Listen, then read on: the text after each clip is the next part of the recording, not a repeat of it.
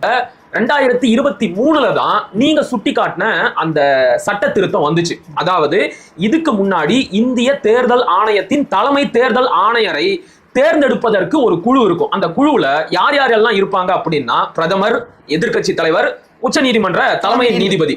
இப்ப ஒன்றிய பாஜக அரசு 2023 தலைமை தேர்தல் அதிகாரியை, ஆணையரை தேர்ந்தெடுக்கும் சட்டத்துல ஒரு திருத்தத்தை கொண்டு வராங்க. அதன்படி இந்த குழுவுல உச்சநீதிமன்ற தலைமை நீதிபதியை நீக்கிட்டு அதுக்கு பதிலா பிரதமர் தேர்ந்தெடுக்கிற ஒரு கேபினெட் அமைச்சர் இருப்பாரு. இந்த கேபினெட் மினிஸ்டர் கூட கிடையாது, குறிப்பா இவங்க கிடையாது, பிரைம் மினிஸ்டர் சொல்றவர், அவங்களுடைய அமைச்சரவையில் இருக்கிற ஏதோ ஒரு அமைச்சர் இருப்பாரு. அந்த இடத்துல நமக்கு என்ன கேள்வி? ஒரு பிரதமர் தனக்கு பாதகமான ஒரு அமைச்சரையா சிபாரிசு பண்ணுவார். கரெக்டா சொல்லிட்டேன். இப்ப பிரதமர் கை காட்டுற ஒரு கேபினெட் அமைச்சர் அந்த குழுவுல இருப்பாரு. அப்படி இந்த சட்ட திருத்தத்திற்கு பிறகு பிரதமரால் கை காட்டப்பட்ட கேபினெட் அமைச்சர் யாரு? அமித்ஷா.